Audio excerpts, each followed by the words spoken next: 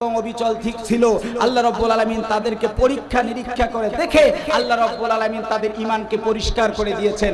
তার মানে জয় পরাজয়ের মাঝে আল্লাহ পাক মুমিনদেরকে পরিষ্কার করে জান্নাত দিতে চান। চিৎকার দিয়ে বলুন সুবহানাল্লাহ। 40 41 42 মোট কয়টি আয়াত? তিনটি আয়াত যদি আমি অনুবাদ আপনাদেরকে শোনাই, আমাদের দীর্ঘ 16টি বছরের কষ্ট এবং বিজয়ের চূড়ান্ত আলোচনা আল্লাহ পাক তিনটি আয়াতেই করেছেন। আল্লাহ বলেন, পরীক্ষা ছাড়া আমি ঈমানদারদেরকে আল্লাহ তাআলা পাস করে দেই না। ঘোলা পানিতে মাছ শিকার করার কোনো সুযোগ নাই। আমিরে জামাতের বক্তব্য বুঝতে গেলে আপনাদেরকে আরো কমপক্ষে 50 বছর পড়াশোনা করা লাগবে। আহা, আমার আবু সাঈদের বুকে এই স্বৈর শাসক যখন গুলি চালালো, হাদিসে পড়েছি সাহাবায়ে কেরাম মুখের খেজুর ফিকা দিয়ে দৌড় দিয়েছে। প্রিয় উত্তরাঞ্চলের তাওহীদি জনতা, আপনারা কেমন আছেন? একটু আওয়াজ দিয়ে বলুন, কেমন আছেন? মুমিনরা ভালো থাকার সময় এসেছে, জালিমরা খারাপ থাকার সময় এসেছে। কি বলেন, ঠিক কিনা?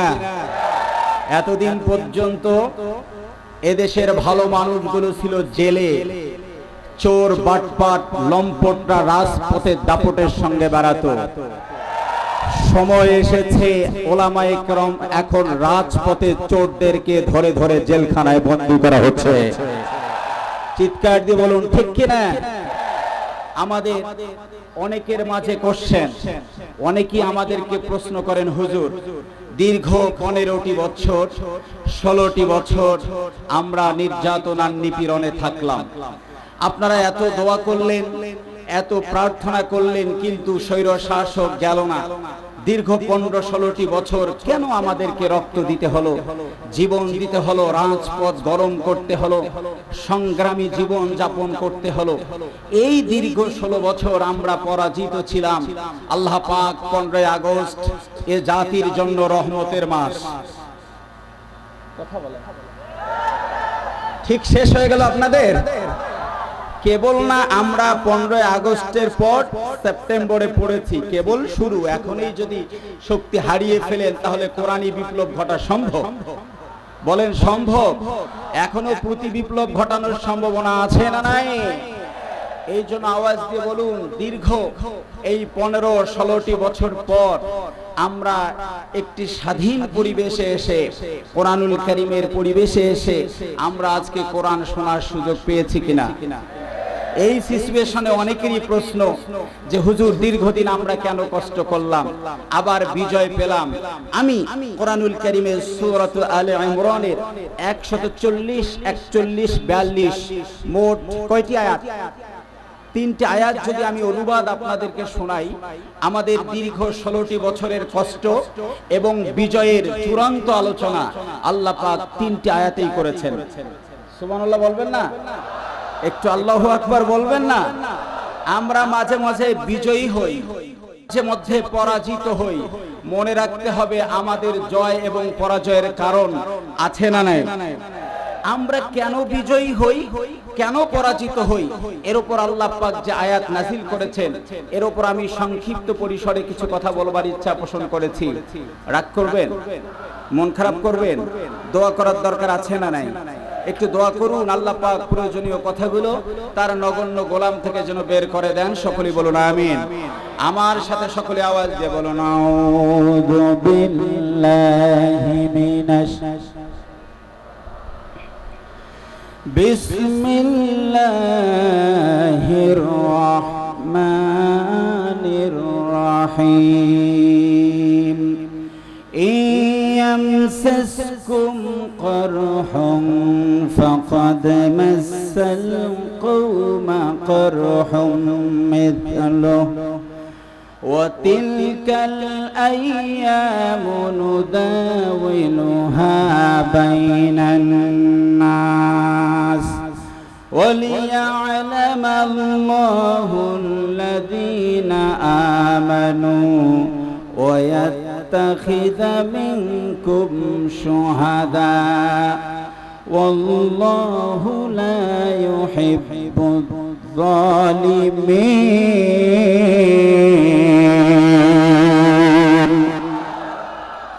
আল্লাহ রাব্বুল আলামিন পৃথিবীর সব মুমিনগুলোকে ডাক দিয়ে বলেন, পৃথিবীর মুমিনরা, উহুদের ময়দানকে কেন্দ্র করে আল্লাহ আয়াত নাযিল করে দিলেন, হে রাসূল আপনার উম্মতদেরকে আপনি জানিয়ে দেন, ইয়ামসাসকুম করহুন ফাকাদ মাসাল কওমা করহুম মিসলু।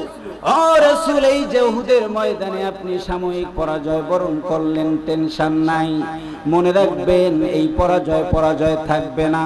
আমি আল্লাহ পাক সমান সমান কষ্ট কাফেরদেরকে দেবার ব্যবস্থাটাও করে দিব। ওরা আমাদেরকে যেমন কষ্ট দিয়েছে, এখন ওদের কষ্টগুলো তেমন হচ্ছে, ঠিক কি না? ওরা যেমন আমাদের মুখ বন্ধ করতে চেয়েছে, আমাদের 5 জন আলেমকে এক জায়গায় হতে দেয়নি, আজ ওরা 5 জন এক জায়গায় হতে পারছে না। চিৎকার দিয়ে বলুন ঠিক কি না? ভাই আমার আর পারবে না, বলি ইনশাআল্লাহ। আরো জোরে বলি না? আল্লাহ রাব্বুল আলামিন বলেন, রাসূল হে, ওয়া তিলকাল আইয়ামু নুদাবিলুহা বাইনান নাস, মানুষের মাঝে আমি আল্লাহ রাব্বুল আলামিন এই পথ পরিবর্তন করে দেই, তার কারণ আছে। আল্লাহ পাক সূরাত আলে ইমরানের মধ্যে 140, 41, 42 তিনটা আয়াতের মধ্যে বলেছেন, কখনো কখনো মুমিনকে নির্যাতিত করি, আবার কখনো কখনো আমি কাফেরদেরকে ক্ষমতা দেই, আবার কখনো কখনো মুমিনদেরকে বিজয়ী করি। একটা না, দুটা না, আমি আল্লাহ পাক মাঝখান থেকে 6টি পরীক্ষা করার জন্য মুমিনদের জয় আর পরাজয়ের ব্যবস্থা আল্লাহ করে দেয়। কয়টি? একটু আওয়াজ দিতে হবে। কয়টি? কষ্ট হচ্ছে আপনাদের? আমি শুরু করিনি এখনো। কয়টি? 6টি। খুবই গুরুত্বপূর্ণ বিষয়। আল্লাহ পাক 1 নাম্বার, ওয়ালিয়া'লামাল্লাহুল্লাযীনা আমানু। আপনারা অনুবাদ বুঝেন আর না বুঝুন একটু আওয়াজ দিয়ে বলুন আল্লাহু আকবার। ওলামায়ে কেরাম আছে, ইয়া'লামা এটি মুদারেস সিগা, এখানে প্রেজেন্ট এবং ফিউচার দুটি কাল আল্লাহ পাক একই সাথে দিয়েছেন। নবীকে বলছেন, নবী হে, নাও দ্য প্রেজেন্ট এজ, এই সময় যে আপনি যুদ্ধ করছেন, আমি আল্লাহ পাক এই সময় দেখব মুমিনদেরকে জয় আর পরাজয় দিয়ে আপনার উম্মতের মধ্যে, সাহাবীদের মধ্যে কারা কারা রিয়াল বিলিভার, কারা কারা সত্যিকার মুমিন, পরীক্ষা করার জন্য আমি জয় পরাজয় দেই। আবার যেহেতু ইয়ালামা এটি মুদারেস সিগা, আল্লাহ বলছেন কিয়ামতের পূর্ব পর্যন্ত পৃথিবীতে যত মুমিন আসবে আমি তাদেরকেও জয় আর পরাজয় দিয়ে 1 নাম্বার আমি পরীক্ষা করব, এরা মুমিন ছিল না কাফের ছিল। দীর্ঘ 16 বছরে যেভাবে মুমিন সেনা গেছে, 5 আগস্টের পর ওইভাবে কিন্তু আর মুমিন সেনা যায় না, ঠিক কি না?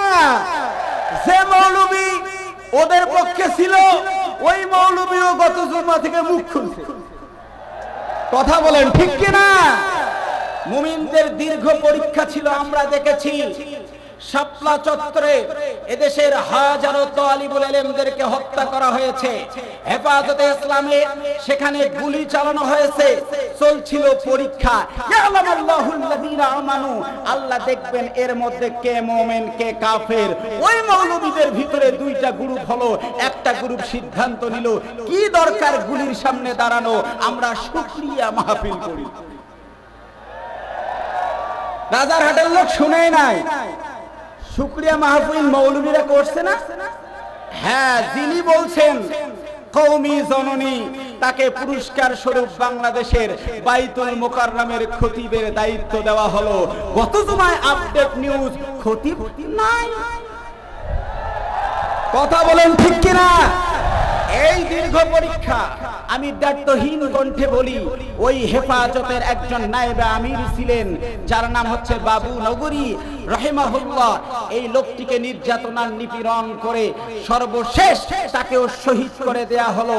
অথচ আল্লাহ পরীক্ষা করে নিলেন মৌলবীদের মধ্যেও ওয়ালিয়া'লামাল্লাহুল্লাযীনা আমানু, কারা কারা ঈমানের উপর ইস্তেকামত থাকে আর কারা কারা ইস্তেকামত থাকে না।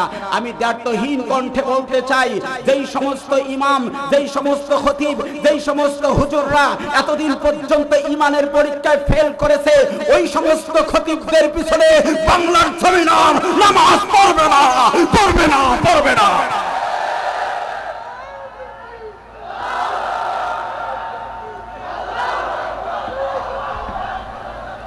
প্রিয় ভাইরা আমার, এক নাম্বারটাই হলো ইয়ালামাল্লাহুল্লাযিনা আমানু।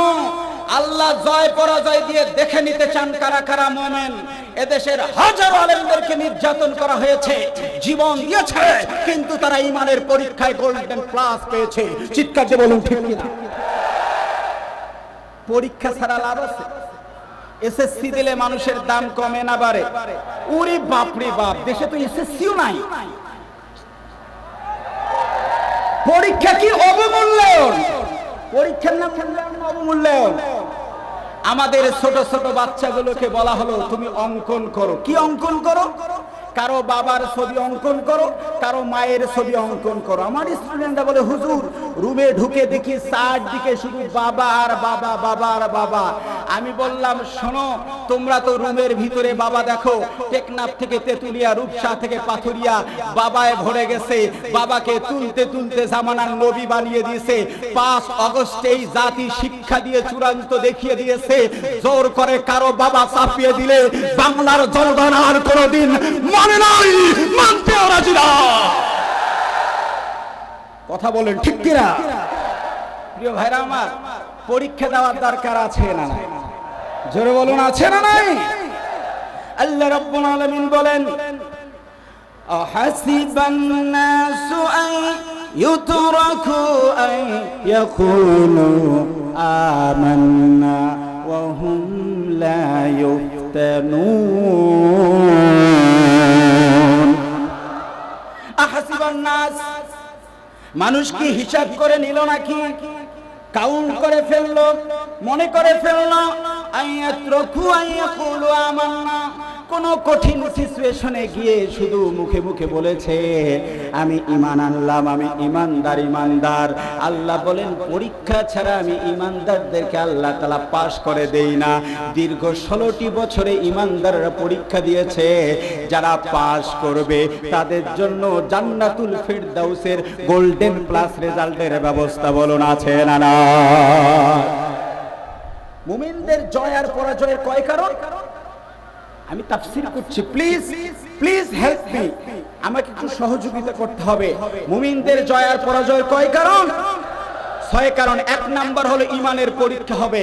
তার মানে আয়াত আমাদেরকে বুঝাচ্ছে এই বিজয় কিয়ামত পর্যন্ত থাকবে না। টুডে আর টুমরো আবার বাংলাদেশে হায়নারা আবার চাপ সৃষ্টি করবে। ওই চাপে আল্লাহ পাক ইয়ালামাল্লাহুল্লাযিনা আমানু আবার পরীক্ষা নেবেন কারা মুমিন আর কারা কাফের। কথা বলেন ঠিক কিনা? 2 নম্বর কারণ খুবই ইম্পর্টেন্ট।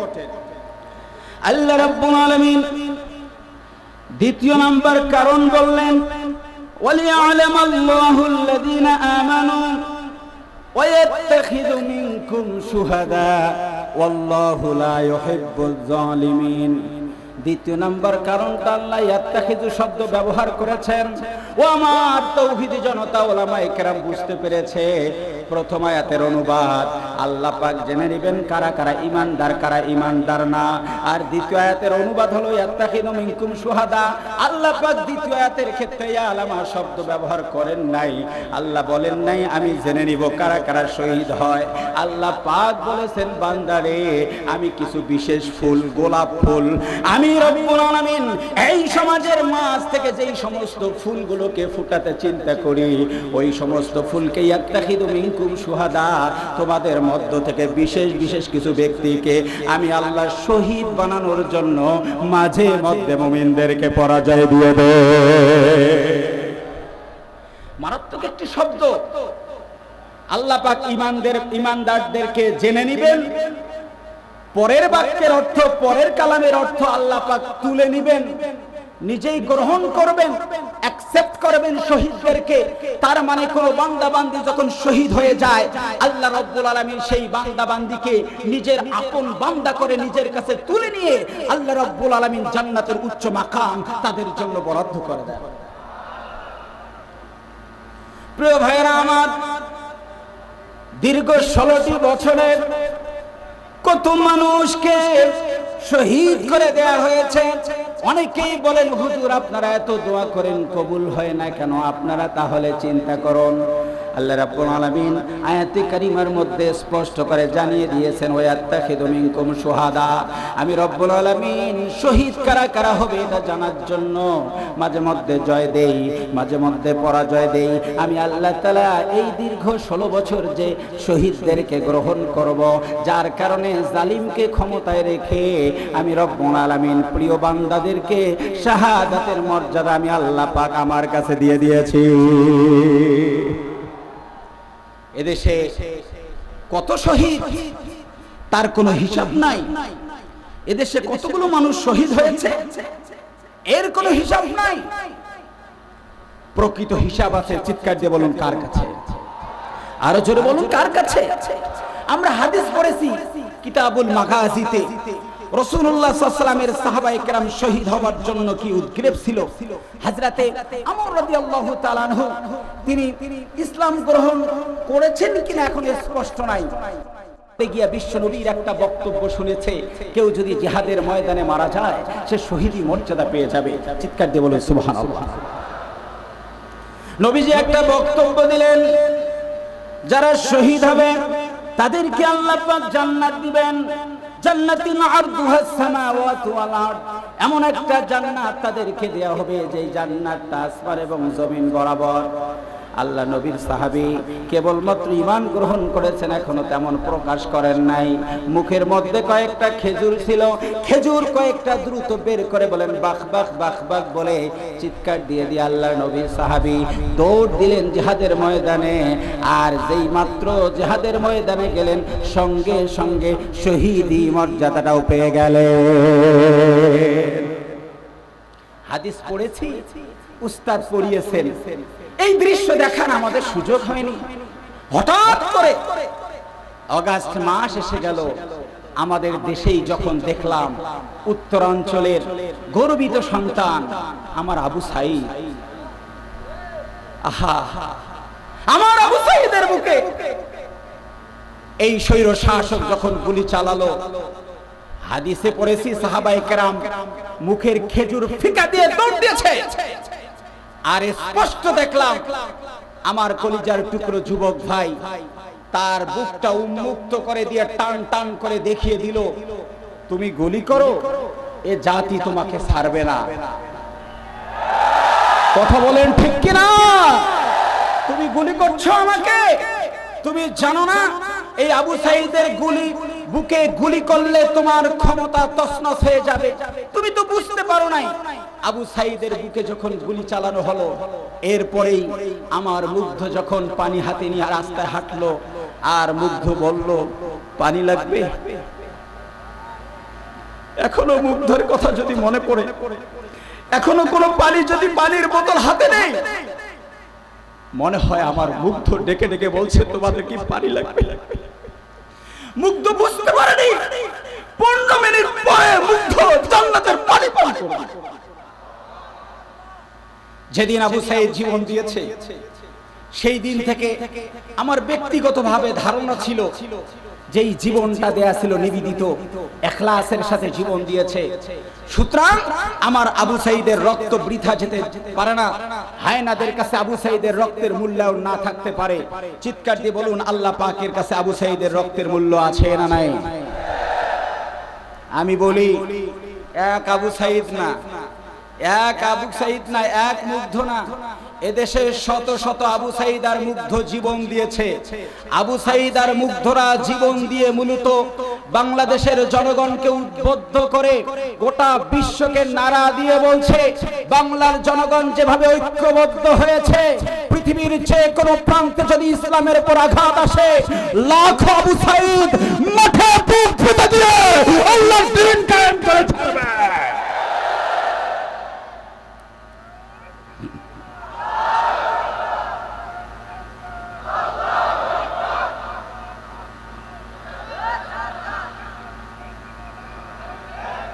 ভাইরা আমার, অনেকে আজকে বলছেন, অনেকেই বলছেন তাদেরকে শহীদ বলা যাবে না, যে বেটা বলবে শহীদ বলা যাবে না, বুঝবেন সে ওদের এবং ইন্ডিয়ার দালাল। চিৎকার দিয়ে বলেন ঠিক কিনা?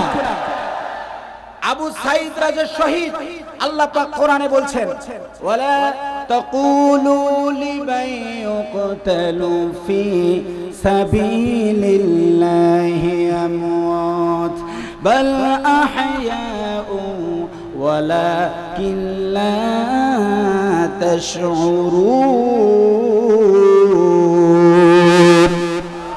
কোরআনুল কারীমে আল্লাহ রাব্বুল আলামিন সূরাতুল বাকারার 194 আয়াতে বলেন, লা তাকুলু তোমরা বলবে না, এখনো বলবে না, ভবিষ্যতেও বলবে না, লিমান ইউকতালু ফি সাবিলিল্লাহি আমওয়াত, ওই যে আল্লাহর একটা ইচ্ছা হলো ইয়াত্তাখিযু মিনকুম শুহাদা, তোমাদের মধ্য থেকে কিছু শহীদ আমি আল্লাহ গ্রহণ করব।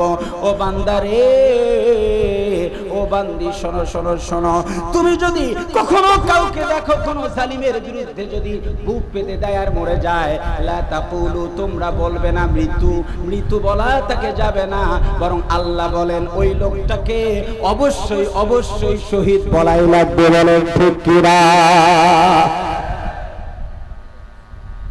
আল্লাহ পাক দেখে নিয়েছেন এই স্বৈর শাসককে দেশ থেকে তাড়িয়ে দেওয়ার ক্ষেত্রে কারা কারা ইয়াত্তাখিযু মিনকুম শুহাদা, কারা কারা শহীদ হয়, আল্লাহ রাব্বুল আলামিন সেটা টেস্ট করেছেন, সেটা পরীক্ষা করে দেখেছেন।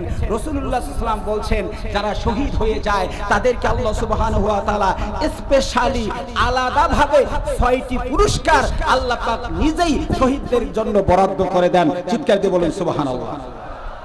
কয়টি পুরস্কার? কয়টি? 6টি। মুখস্থ করেন। আর একটি মারাত্মক, এটি শহীদদের ফজিলতের হাদিস থেকে আমি আপনাদেরকে বলছি। আল্লাহ নবী সাল্লাল্লাহু আলাইহি ওয়াসাল্লাম বলছেন, 1 নাম্বার লিশাহিদ ইনদাল্লাহ সিত্তে খিসান, শহীদদের জন্য 6টি পুরস্কার আল্লাহ রাব্বুল আলামিন নিজেই দেন। ইউগফারু লাহু ফি আউয়ালি দাফআ, ইউগফারু লাহু ফি আউয়ালি দাফআ, আল্লাহর রাস্তায় যেই লোক জীবন দিবে তার রক্ত জমিনে পড়ার আগেই আল্লাহ পাক জিন্দেগীর সব গুনাহ maaf করে দেন।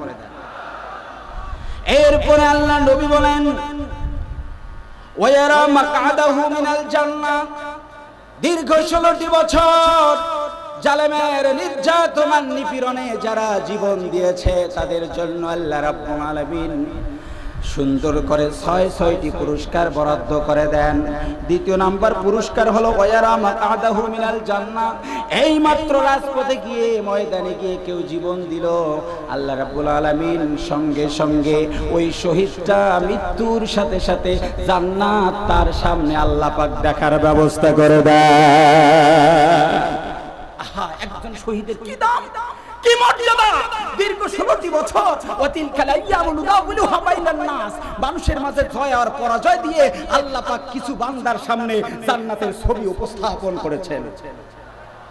যার কারণে আমরা কি দেখেছি, যারা জান্নাতের রাস্তায় অগ্রসর হয় তাদেরকে দেখেছি। এদেশের সূর্য সন্তান মাওলানা নিজামী রাহিমাহুল্লাহ, আব্দুল কাদের মোল্লা, সর্বশেষ আমরা আগস্ট মাস গত বছর দেখলাম এদেশের লাখো জনতার হৃদয়ের স্পন্দন আল্লামা দেলওয়ার হোসেন সাঈদী। অনেকেই বলেন, হুজুর আজকের বিজয়ের দিনে যদি আল্লামা সাঈদী থাকতেন আমরা জেলখানা ভেঙে সাঈদীকে বের করে দিয়ে আসতাম। কথা বলেন ঠিক কিনা? যেই দিন আল্লামা সাঈদী পৃথিবী থেকে বিদায় নেয়, ঠিক মাগরিবের পূর্ব লগ্নে একটা মুচকি হাসি দিয়েছে। আমরা বুঝতে পারি নাই হাসির অর্থটা কি ছিল। আমার দৃঢ় বিশ্বাস আমার দেশের যুবকরা আগামীতে আল্লামা সাঈদীর হাসির উপর পিএইচডি করবে। কারণ কি, হোয়াট ইজ দ্য কজ, কি কারণ ছিল? এখন আমরা অনেকেই মনে করি সেদিনের কারণ ছিল যে তোমরা জানো না আল্লাহ নবী বলেছেন শহীদের মর্যাদার দ্বিতীয় ওয়ারা মাকআদাহু মিনাল জান্নাহ, আমি আল্লামা সাঈদীর সামনে জান্নাত দেখা যায়, আমি তোমাদেরকে দেখছি না, জান্নাত দেখে বুকের হাসি আমি ছেড়ে দিয়েছি। প্রিয় ভাইরা আমার, বিরক্ত হচ্ছেন আপনারা, রাগ করতেছেন আমার উপর? দ্বিতীয় নাম্বার, জান্নাতি লোকের সামনে জান্নাত উপস্থাপন করা হয় এরপরে তৃতীয় নাম্বার ওয়ুজারু মিন আযাবিল কবরি, আল্লাহ নবী বলেছেন তার কবরের আযাবটা আল্লাহ রাব্বুল আলামিন শহীদের জন্য সাথে সাথে maaf করে দেন। চিৎকার দিয়ে বলুন সুবহানাল্লাহ। ওয়া আমানু বিল ফাযাইল আকবার, চতুর্থ নম্বর হলো কিয়ামতের ময়দানের সব কষ্টগুলো আল্লাহ দূর করে দিবেন। ওয়ায়ুদাউ আলা রাসি তাজুল ওয়াকারিল ইয়াকুতু মিনহা খায়রুম মিনাদ দুনিয়া ওয়া মা ফিহা। আল্লাহ নবী বলেছেন কিয়ামতের ময়দানে শহীদদেরকে ডেকে ডেকে আল্লাহ রাব্বুল আলামিন তাদের মাথার উপর একটা নূরের টুপি পরায় দিবে। আল্লাহ পাক নূরের তাজ তাদের মাথায় পরায় দিবে। মিনহা খায়রুম মিনাদ দুনিয়া ওয়া মা ফিহা, এই পৃথিবীর জমিনে যত সম্পদ আছে এই সম্পদের যা দাম, আল্লাহ নবী বলেছেন শহীদের মাথায় যে টুপিটা দেওয়া হবে কিয়ামতের ময়দানে এই টুপিটার দাম গোটা দুনিয়ার থেকে আল্লাহর কাছে অনেক বেশি। এরপরে লাভটা কি? ওয়াতাজাওয়াজু 72 যাওজাতাম মিনাল হুরুল আইন। এ যুবক যারা রাজপথে তোমরা জীবন দিলা, পৃথিবীর মেয়েদের মায়া তোমরা করো নাই, চিন্তা তোমরা করো নাই, আল্লাহ নবী বলেছেন ওই সমস্ত মানুষ যারা শহীদ হয়ে যাবে তাদের জন্য আল্লাহ রাব্বুল আলামিন একটা না দুইটা না, ইউজাউজু 72, তাদের জন্য 72 জন আল্লাহ রাব্বুল আলামিন তাদের জন্য 72 জন হুরের ব্যবস্থা করবে। হুর দিয়ে আল্লাহ রাব্বুল আলামিন শহীদদেরকে মর্যাদাপূর্ণ করে দিবে। শহীদের এত দাম, এত মর্যাদা, আল্লাহ রাব্বুল আলামিন এই সমস্ত শহীদ বের করে নেবার জন্য আল্লাহ সুবহানাহু ওয়া তাআলা দিয়েছেন। আল্লাহর বক্তব্য হলো ওয়াত্তাখিদা মিনকুম শুহাদা, আমি চাই তোমাদের মধ্য থেকে কিছু শহীদ আমি রব্বুল আলামিন গ্রহণ করব। আমরা দেখেছি দীর্ঘ 16টি বছরে আল্লাহ সুবহানাহু ওয়া তাআলা বেছে বেছে অনেকগুলো শহীদ গ্রহণ করেছেন। অনেকেই বলেন হুজুর আল্লামা সাঈদী বেঁচে থাকলে বিজয় দেখতো।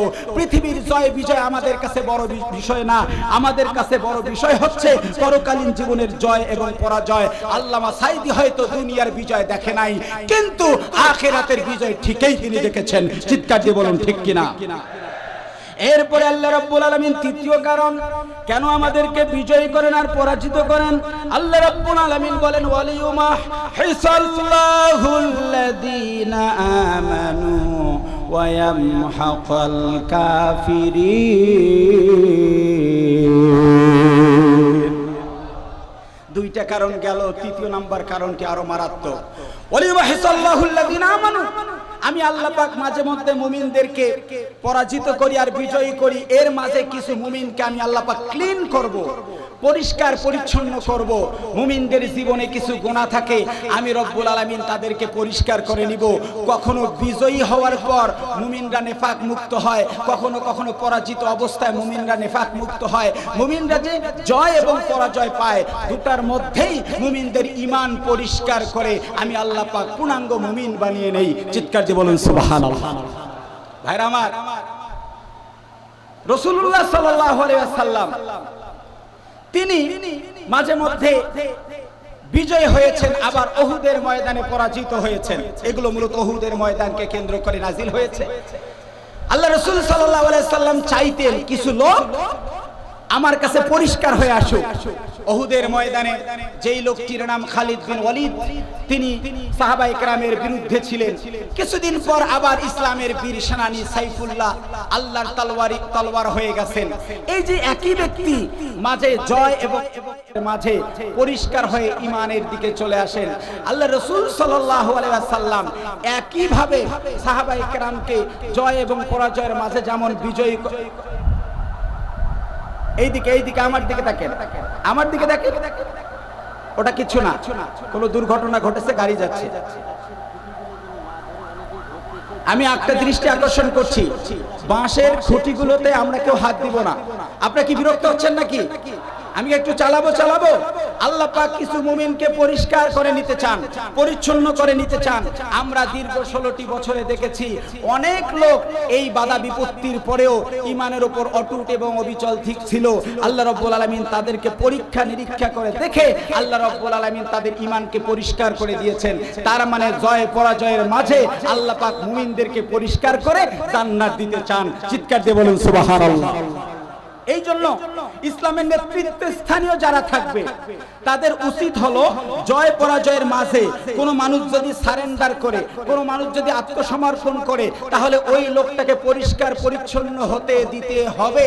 আমরা সাম্প্রতিক সময় দেখেছি আমিরে জামাত একটি ঘোষণা দিয়েছেন, গোটা জাতিকে বলছেন যে আমি ক্ষমা করে দিলাম। ওয়ালিমাহিসাল্লাহুল্লাযিনা আমানু, আল্লাহর বক্তব্য হলো তিলকাল আইয়ামু নুদাবিলুহা বাইনান নাস, জয় পরাজয়ের মাঝে আমি আল্লাহ কিছু মানুষকে ভালো করে নিতে চাই। আর আমিরে জামাত তিনিও ঘোষণা করে দিয়েছেন যে আমি সবার জন্য সাধারণ ক্ষমা করলাম। কথা বলেন ঠিক কিনা?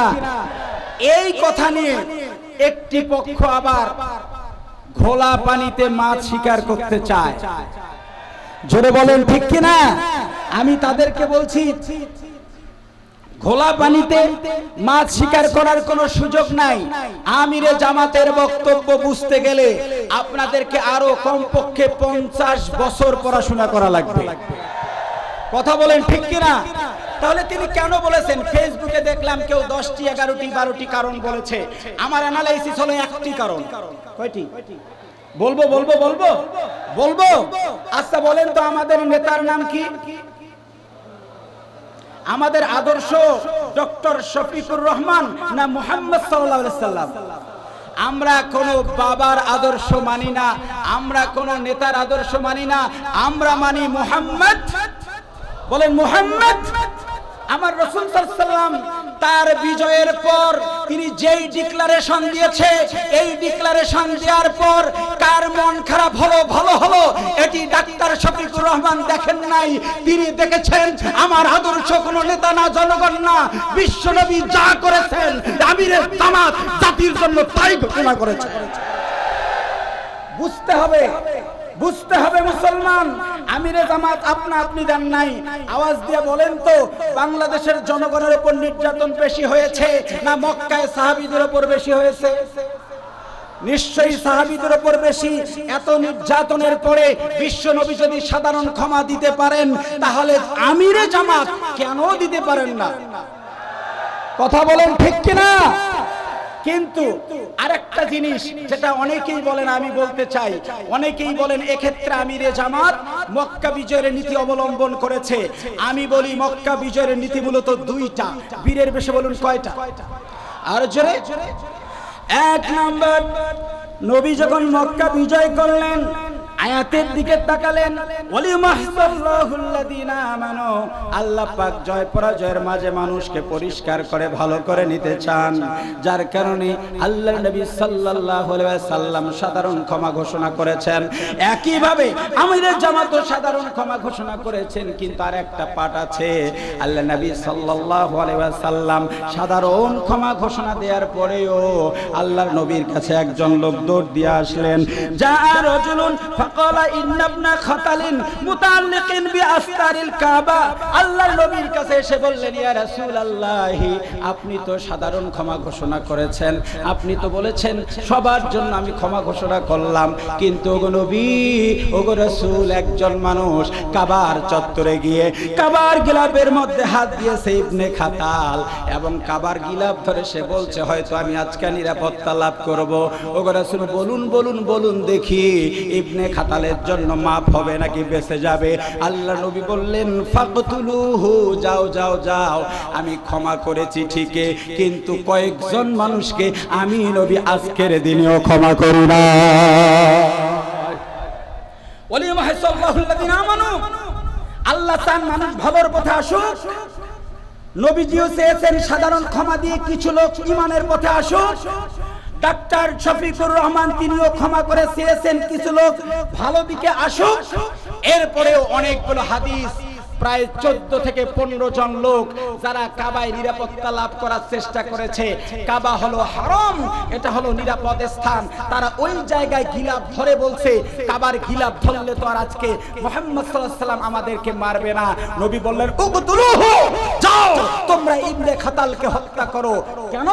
ইবনে খাতাল আমি নবীজির বিরুদ্ধে কুৎসা রচনা করে নবীর চরিত্রে যে কালিমা লোপন করে, সে সাধারণ ক্ষমার মধ্যে পড়তে পারে না, পারে না, পারে না।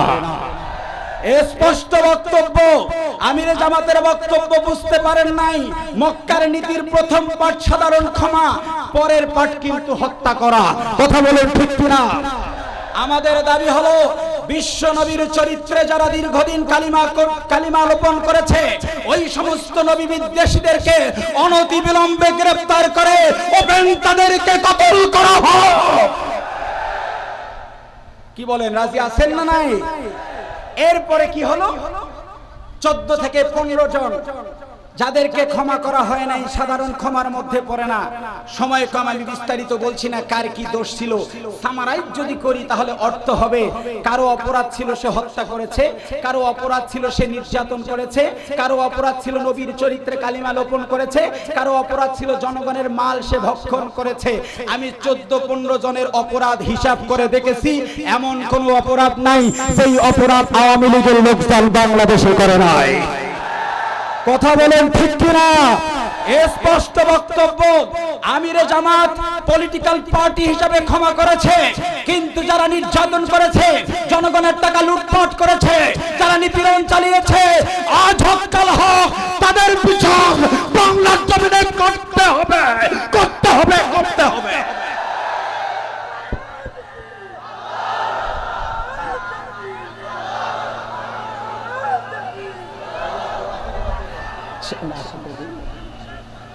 প্রিয় ভাইরা আমার, শোনেন শোনেন, বিচার কেউ করুক আর না করুক, আমি আপনাদেরকে যেহেতু সময় কম ছোট্ট বাক্যে বলে যাই, বিচার কেউ করুক আর না করুক।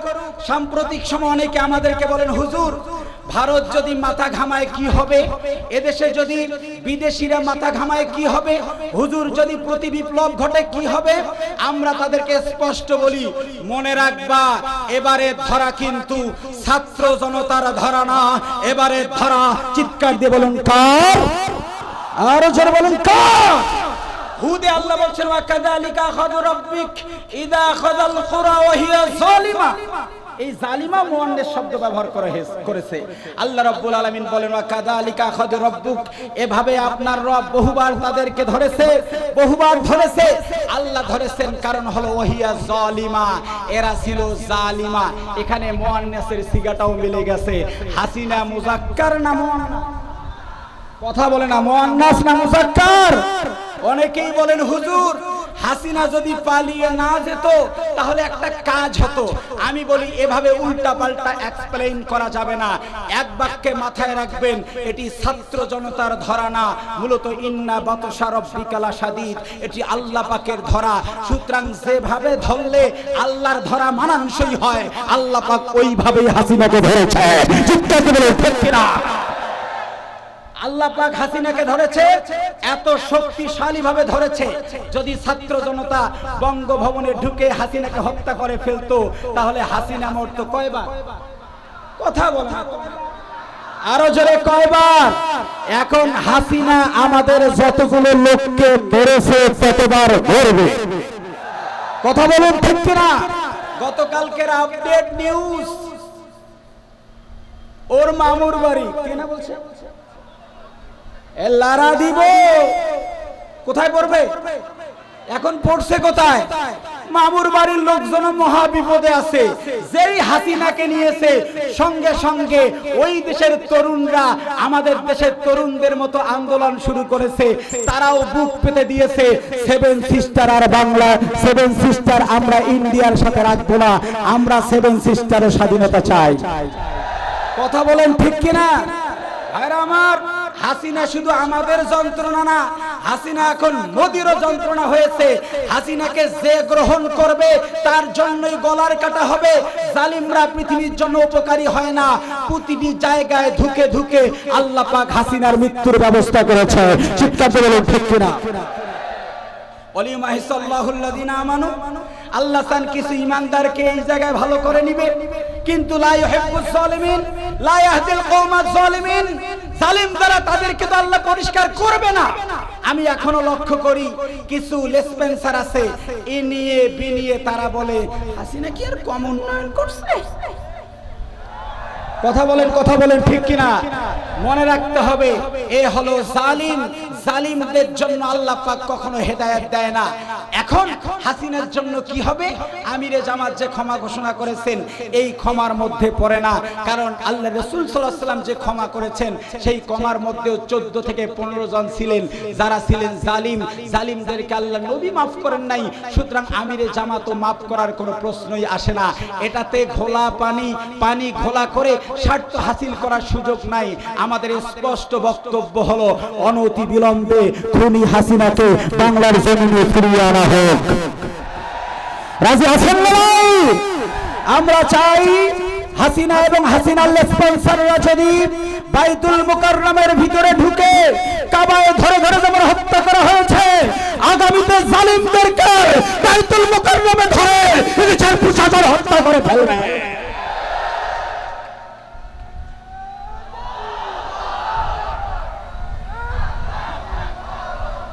ভাইরা আমার সময় কম, আমি পরবর্তী আলোচনায় যাই। আল্লাহ রাব্বুল আলামিন জয় পরাজয় দেন আমাদেরকে 6টি কারণে। আওয়াজ দিয়ে বলুন কয়টি কারণ? 6টি কারণ। এর মধ্যে তৃতীয় নাম্বার কারণ হলো আল্লাহ পাক কিছু মুমিনকে পরিষ্কার পরিচ্ছন্ন করে নিতে চান, কিছু মুমিনকে জান্নাত দিতে চান। ঠিক একইভাবে উলামায়ে কেরাম সাধারণ ক্ষমা করে সাধারণ যেই লোকগুলো তাদেরকেও জান্নাতে তারা নিতে চান, জান্নাতের দিকে পৌঁছায় দিতে চান। আল্লাহ নবী সাল্লাল্লাহু আলাইহি ওয়াসাল্লাম সাধারণ ঘোষণা করার পরেও আল্লাহ পাক কোরআনুল কারীমে একটা চমৎকার আয়াত দিলেন, আমার সঙ্গে পড়ুন, লা উকসিমু বিহা هذا البلد وأنت حل بهذا البلد। হে রাসূল আপনি বলুন আমি কসম করেছি, আমি কসম করেছি এই শহরের মক্কার আমি কসম করেছি, ওয়ান্তা হিল্লুম বিহাদাল বালাদ, এই শহরে আপনাকে হত্যা করা মক্কার মানুষগুলো হালাল করে দিয়েছেন। কোন মুফাসসির বলেন আল্লাহ নবীকে আল্লাহ পাক ডেকে ডেকে বলেন, ওগো রাসূল হ্যাঁ আপনি তো সাধারণ ক্ষমা দিলেন, উদ্দেশ্য হলো আপনি চান কিছু লোক ভালো হয়ে যাক। আমি আল্লাহ পাক সূরাতুল বালাদ নাজিল করে আপনাকে বললাম ওয়ান্তা হিল্লুম বিহাদাল বালাদ, এই হারাম শরীফ এই জায়গা আমি মারামারি নিষিদ্ধ করে দিয়েছি।